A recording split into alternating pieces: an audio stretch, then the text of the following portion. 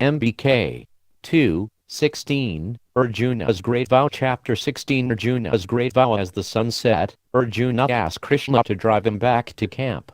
After slaying thousands of Samshaptakas, he got down from his chariot and, along with Krishna, offered prayers to Sandhya, the goddess of twilight.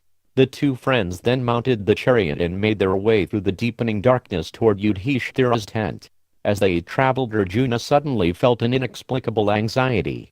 He said, "O Govinda, why am I suddenly feeling misgivings? Why is my speech faltering? I see evil portents all around me and my limbs are becoming weak. I fear a great calamity has occurred. May all be well with the king, my venerable superior, and his followers." Driving the chariot expertly through the day's carnage, Krishna replied, "Seeing all these slaughtered Kauravas, I think everything fares well with your brothers and ministers. Do not give way to evil thoughts. Probably a trivial calamity has taken place." Arjuna, still anxious, tried to accept Krishna's words. He said nothing as the chariot moved across the field. He thought of Drona. The preceptor had been intent on capturing Yudhishthira. Had he succeeded, Arjuna trembled at the thought. If anything had happened to Yudhishthira, or any of his brothers, he would be unable to live. Even if it were the dead of night, he would challenge the entire Kaurava army to come out and fight, and he would exterminate every last one of them. Within an hour they reached the camp. As they entered its perimeters, Arjuna looked around and said, "O Janardana, I do not hear the auspicious sounds of drums and other instruments signifying our success. The bards and minstrels are not singing songs describing our victories. Everyone is turning their faces away when they see me. No one has come forward to salute me in the usual way. O Madhava, is everything well with my brothers? Seeing these men so obviously distressed, my mind is disturbed. Is Drupada well? Has the Virata ruler encountered a calamity? O you of undeteriorating glory, what has happened to our warriors?" Then Arjuna began to suspect the truth. Abhimanyu had always greeted him when he returned to camp, but today there was no sign of the boy. On his way back he had heard from some of his soldiers that Drona had formed the Chakravyuha. He knew there were only two warriors on the field who could break into the array, Abhimanyu and himself. Arriving at the royal tent, Arjuna dismounted and went in with Krishna by his side. As he entered, he saw his brothers sitting with downcast faces. No one said anything as Arjuna walked in. They could not hold his gaze and shifted uncomfortably in their seats. Then Arjuna saw his son's empty seat. His heart stopped. He approached Yudhishthira and bowed at his feet. Standing, he looked into his brother's downcast face. "O king, you are pale. I also see that Abhimanyu is not here, nor does anyone welcome me. I heard that today the Kauravas formed the Chakravyuha.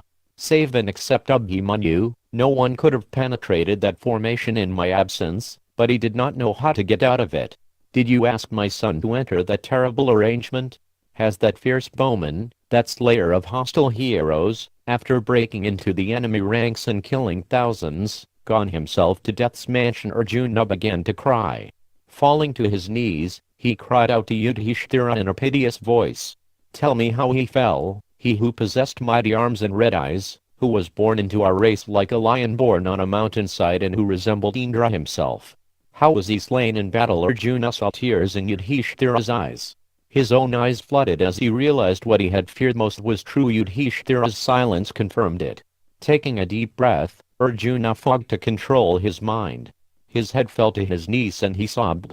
After a few minutes, he looked up and continued in a broken voice, "What foolish warriors, urged on by evil destiny, ventured to slay my son? How has that youth, who resembled a high-souled Krishna himself in prowess, generosity and Vedic knowledge, been killed? If I do not see that hero, who is my second self, Keshava's favorite, and so dearly loved by Krishna's sister, then I too will become a guest in Yamaraja's abode. If I cannot behold him, that modest boy of gentle speech and kind deeds, with curling dark locks, eyes like a young gazelle, the tread of a furious elephant, and shoulders like a mighty lion, then I will leave at once for death's limitless domain." Krishna stood by Arjuna's side and placed an arm around his shoulders. The Pandava grieved loudly for some time, describing his son's many qualities. His brothers and allies sat in silence, their hearts riven by grief as he continued. "Although younger, that boy was my superior. He was virtuous, grateful, obedient to his elders, and always desirous of doing us good. Self-controlled and sinless, he pursued only the path of piety and truth. He was faithful and devoted to serving God in all his acts. In battle he would never strike first, nor would he attack a helpless foe.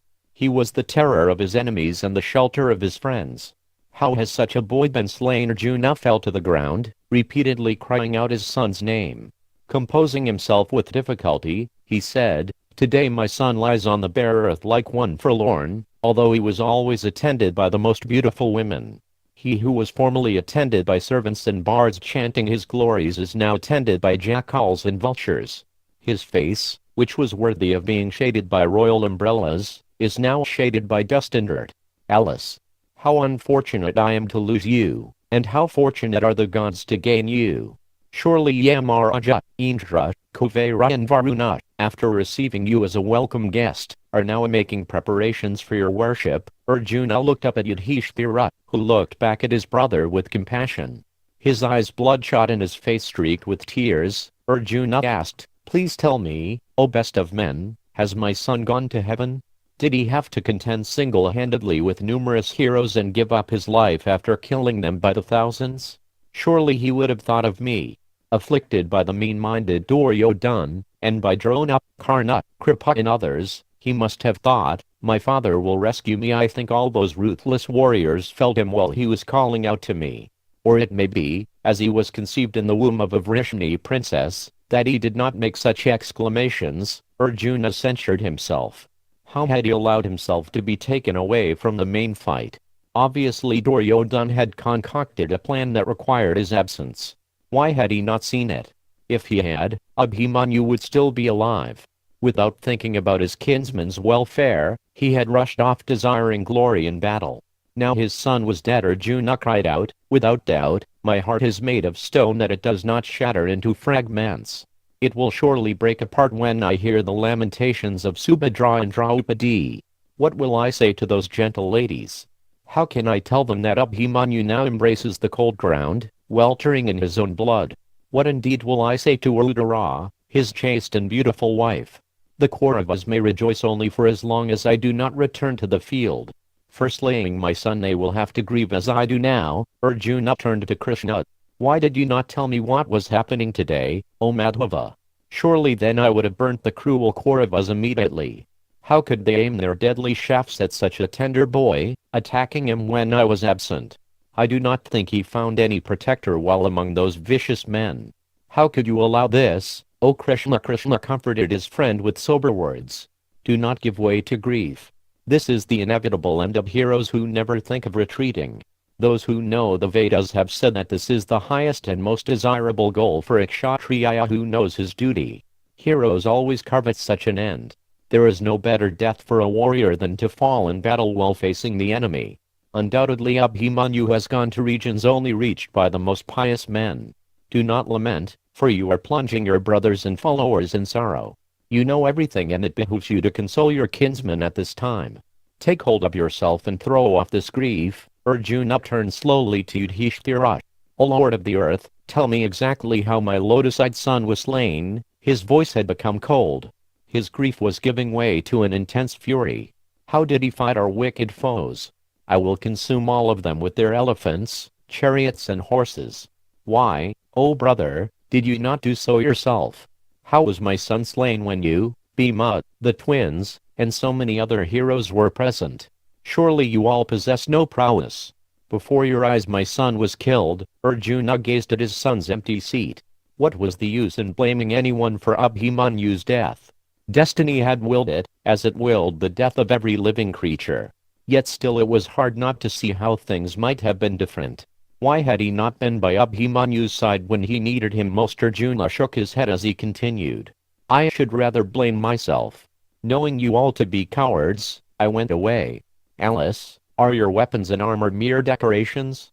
Are your bold words meant only to impress an assembly? All of you together could not protect my son." No one spoke as Arjuna strode over to his seat, his long sword swinging by his side, the Gandiva in his hand. His eyes blazed and hot tears ran down his cheeks. He sighed repeatedly. No one dared to look at him. Only Yudhishthira and Krishna, who were always agreeable to Arjuna, were able to say anything. After a few moments Yudhishthira said, "O mighty armed one, when you had gone to fight the Samshaptakas, Drona exerted himself to capture me. He formed the unbreakable Chakravyuha and advanced toward us, showering his fire like shafts in all directions. At that time, I asked your son to penetrate the formation and allow us all to enter." Without delay the boy rushed forward and entered the array like Garuda entering the ocean. We followed him with upraised weapons, but somehow the puny Sinahu ruler held us in check. We have since heard from Vyasadeva that Jayadratha received a boon from Mahadeva that he would be able to stop us in battle. Your son was alone in the formation. 6 Kaurava Maharathas surrounded him. They destroyed his chariot, armor and weapons. Worn with fatigue, he was finally slain by a 7th, Dushashana's son. Arjuna wailed. Yudhishthira paused, then went on. Before dying, he slew countless heroes, many of them kings and Maharathas. Now he has ascended to heaven. Through the inscrutable workings of fate, he has attained his destined end. Thus we have all been plunged into a burning grief, crying out, "O my son!" Arjuna rolled on the ground. Everyone gazed at each other with vacant eyes. They said nothing as Arjuna expressed his grief. Gradually, he composed himself and got to his feet. Shivering as if with fever and wringing his hands, he spoke in a low, controlled voice that seethed with rage. "I say this truly, tomorrow I will slay Jayadratha, if indeed he does not forsake Duryodhana in fear of his life. If he stays in the battle and does not seek shelter of either Krishna or yourself, O king, he will die tomorrow.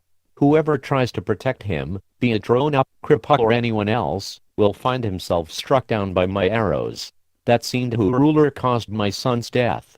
For this act of violence toward Abhimanyu and I, he will die." Arjuna felt all his anger directed toward Jayadratha, who had already shown himself to be a despicable wretch when he had assaulted Draupadi. This time he would not escape. Although Abhimanyu was assailed by 6 Kaurava warriors at once and finally slain by Durjaya, it was Jayadratha who was to blame. Many times warriors found themselves overwhelmed by superior odds, but their allies and supporters could always come to their rescue. Abhimanyu would surely have been saved if the Pandavas had been able to reach him. Jayadratha's act was mean and unforgivable. Arjuna clasped his Gandiva tightly. Soon that low-minded Sinahu ruler would reap the result of his hatred for the Pandavas. Looking around at his brothers and allies, Arjuna went on. "If I do not kill that wretch tomorrow, then may I never attain the regions meant for the righteous. Let me instead go to the hell reached by those who ravish their own mothers, or those who are malicious, ungrateful or miserly. Let me reach the dark worlds inhabited by rapists, slayers of Brahmins, betrayers of trust, men who seduce others' wives, who are unkind to guests, and who deceive and cheat others.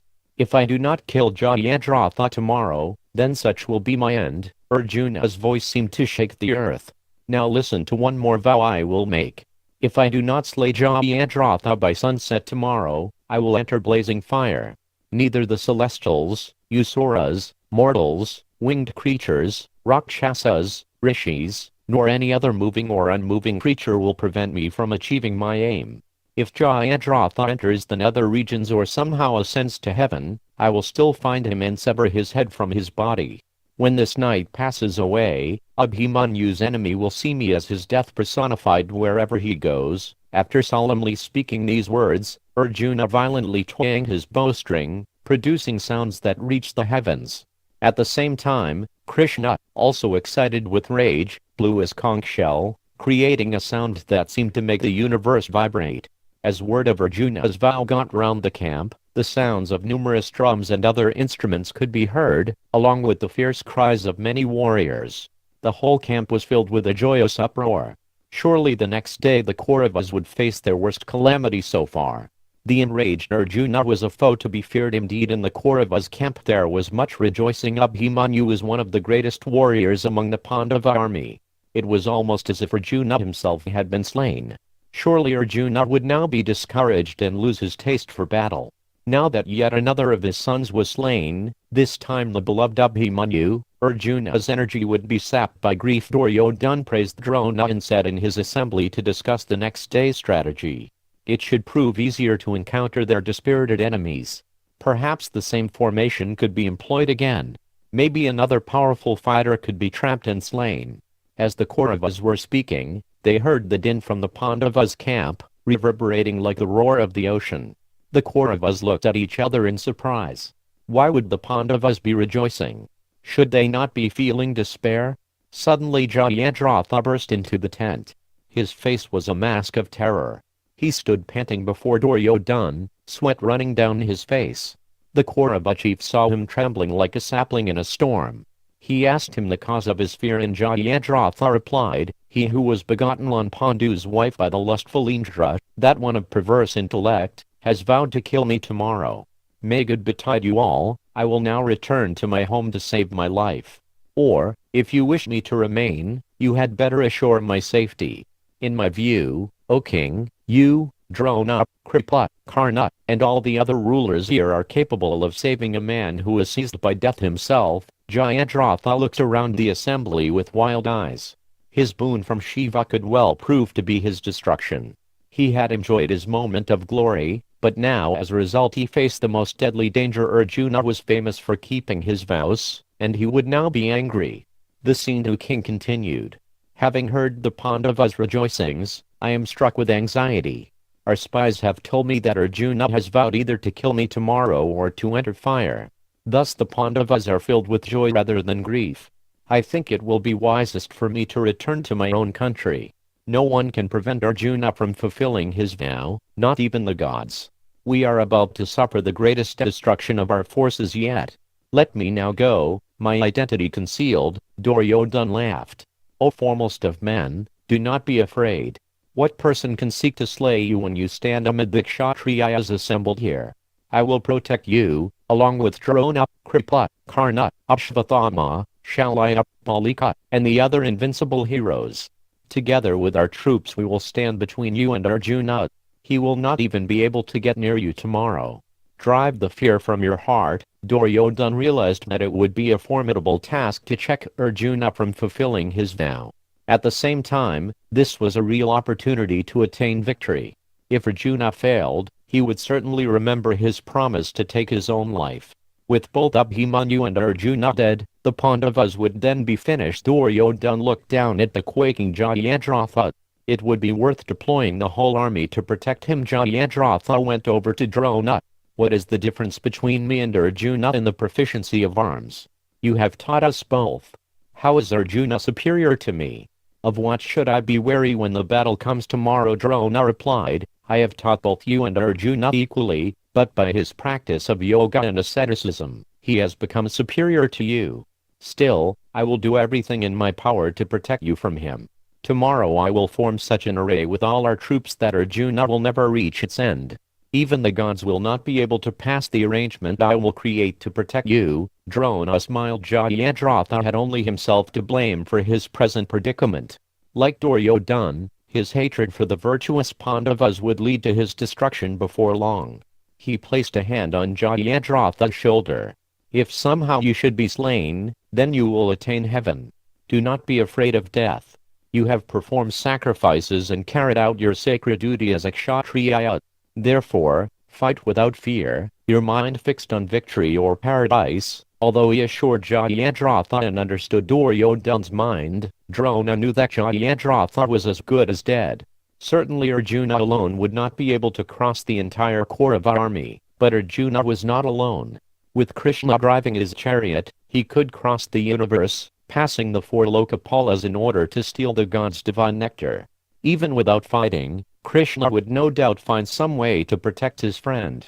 And he would need to, for the Pandava hero would face an almost impossible task the next day. Cheered on by Drona, the warriors shouted and blew their conches. The Kaurava leaders began to plan their strategy for the following day. Jayadratha felt his fear vanish and he set his heart on battle. Perhaps Arjuna's vow would be a blessing in disguise. Shiva's boon may yet prove to be a boon indeed if it ended up causing the Pandavas' destruction. After hearing Arjuna make his vow, the Pandavas and their followers spent a little while discussing their strategy and then retired for the night. They would decide the next day's battle plans in the morning, after they received information from their spies as to how the Kauravas were reacting to the news of Arjuna's promise. Arjuna sat alone in his tent, burning with grief and anger. He could hardly wait for the battle to begin. For over an hour he sat on his bed without moving, his face covered by his two hands. As he sat shedding tears, Krishna came in and sat down by his side. He spoke softly, but reproachfully. "O poor thought, without first seeking my advice you have made it difficult now. That was rash. You have placed a heavy burden on your shoulders. Alice, how will we avoid becoming the butt of ridicule? I have heard from spies that Drona vows to protect Jayadratha. He will form a tremendous array guarded on all sides by the best of the Kauravas. 6 mighty Maharathas, namely, Karna, Ashvathama, Purisrava, Kripa, Vrishasena and Shalaya, will stand in the van of that array. Drona himself will stay within a secondary formation, Jayadratha by his side. You will first need to vanquish those 6 heroes and pass through a thick array of fighters before you can come anywhere near the Sindhu king. Then you will have to fight with the preceptor." Arjuna did not reply. Krishna placed an arm around his shoulder. "In the morning we will consult with your brothers and allies. We need to come up with a strategy to ensure that your vow can be kept. However, O son of Pandu, it will not be easy to accomplish." Arjuna lifted his head. His voice was almost a growl. "The 6 chariot fighters you have named are not equal to even half of my power. You will see me cut apart all their weapons. The Sindhu ruler is a dead man. Before the eyes of his wailing followers and of Drona I will sever his head from his body. Even if a celestial army headed by all the principal gods protects him, even if I must fight against the personified oceans, mountains, heaven, earth, quarters, their regents, and all mobile and immobile beings, still you will see him slain by my arrows. I swear by truth itself that nothing will stop me. Especially with you at my side, O Janardana, my success is certain." Arjuna continued expressing his determination and confidence for several minutes. He was prepared to face even death personified armed with his irresistible staff. "Tomorrow you will see me rip open the enemy ranks with blazing shafts, like thunderbolts rending a mountain. Arrows shot with the speed of the mind will fall by the tens of thousands from my Gandiva. I will not restrain myself at all. All men will witness the power of the weapons I have obtained from Yamaraja, Kuvera, Varuna, Indra and Maheshvara. I will throw the Brahma missile and annihilate anyone who tries to stand in my way. The earth will be filled with the bodies of men, horses and elephants, all bleeding copiously and deprived of life." Arjuna got to his feet and stood before Krishna with the Gandiva clasped in his hand. His face was flushed and his lips trembled. "The sinful Jayadratha has forgotten his kinship with us and bears us only hatred. I will strike him down tomorrow, making his friends and followers grieve." Arjuna ached for the battle to begin. His arrow seemed ready to leap from his quivers and the Gandiva vibrated in his hand. He could not understand Krishna's apprehension. What possibility was there of the Kauravas standing against him in his present mood? He placed his bow in its golden case. Unfastening his gleaming armor, he asked, "O Lord, master of the senses, why do you admonish me? You know my prowess and you know your own power. When we are together, what are we not able to achieve? Jayadratha may be counted among those already slain in battle. I am Arjuna, of unwavering vows, and you are Narayana.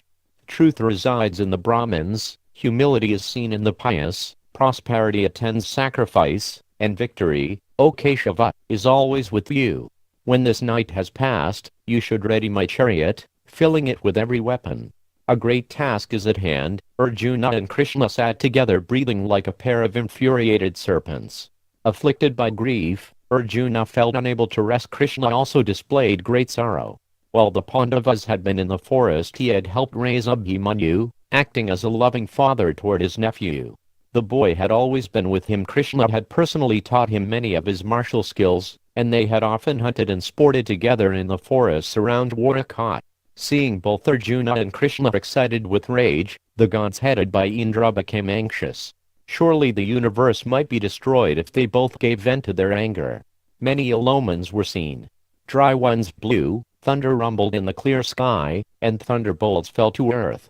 The earth trembled and rivers flowed backwards, while the cries of jackals and crows echoed everywhere. Arjuna asked Krishna to go to the women's quarters and console Subhadra.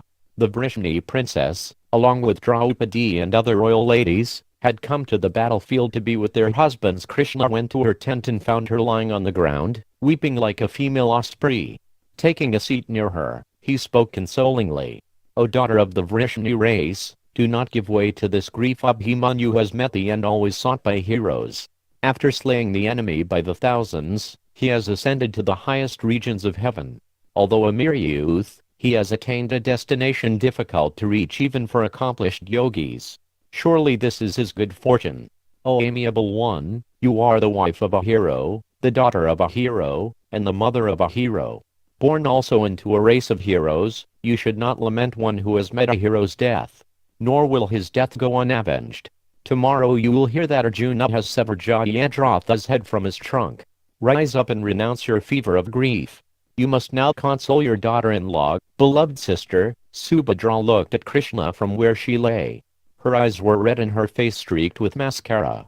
Her ornaments were strewn around her on the floor. Nearby her garland lay crushed. Her words were frequently interrupted by sobs. Alice, son of my unfortunate self, why did you go to war? O son, equal to Arjuna in battle, how could you perish? How can I see your dark and handsome face now soiled with dust and smeared with blood as you lay on the cold ground? Having the Pandavas, Vrishnis and Panchalas as your protectors, by whom have you been slain like one helpless? Fie on Bhima's strength, Arjuna's prowess, and the Panchalas' might. What use is their power when they could not save a child from dying before their eyes? Today I see the earth vacant and destitute of all beauty, for I cannot see my son. My eyes are blinded by grief and my mind is utterly confounded. O my child, you were like a hoard of treasure seen and lost in a dream. Alice, everything in this world is fleeting and unreal, like foam on an ocean. Krishna remained silent as his sister poured out her sorrow. She tossed about on the costly carpet covering the floor of her tent. Her silk garments were in disarray and her raven black hair hung loose and disheveled. Beating her breast, Subhadra cried out to her slain son. O my child, how shall I comfort Uttara? Overwhelmed by sorrow she resembles a cow bereft of its calf. Surely the ways of destiny are mysterious, for even though you had Keshava as your protector, you have been slain by evil men. O beloved son, may you attain that end reached only by the most pious men, that end which is reached by those of the strictest vows, who are self-controlled, modest, truthful, charitable, and devoted to duty. May you ascend to the eternal regions that belong to men who are faithful and always devoted to the Lord's service, who have given up all selfish thoughts and live only for the welfare of others. As Subhadra rolled about in grief, Draupadi came into her tent, accompanied by Uttara. Also lamenting, they dropped to the ground next to Subhadra. The three ladies appeared like three mad creatures as they fell about uttering pitiful cries. With tears in his eyes, Krishna sprinkled cool water on their faces, his voice shaking as he addressed them. O Subhadra, throw off this grief. O Panchali, O Uttara, take heart. O most beautiful ladies, rather than lament we should pray that all the members of our race attain the same state that Abhimanyu has attained. All other warriors united can only dream of achieving the feats he has single-handedly accomplished in battle. Krishna took his leave from the ladies and went back to Arjuna's tent. It was past midnight and the servants had spread out an auspicious bed of kusha grass decorated with flower garlands and sprinkled with perfume on a thick rug. With his weapons by his side, Krishna reclined peacefully, placing his head on his arm. Within the tent, Brahmins performed the usual nightly ceremony of offering the victims of battle to Shiva, so that he might guide them safely to their next destination. Arjuna worshipped Krishna with various offerings, then lay next to him on his own bed. Krishna said, O son of Pritha, rest now. You will have to achieve tremendous feats tomorrow. Arjuna was assuaged by Krishna's care. He lay gazing up at the high roof of the tent.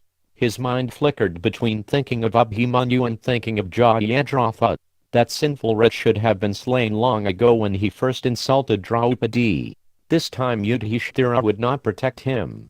He would soon taste the fruits of his wicked inclinations.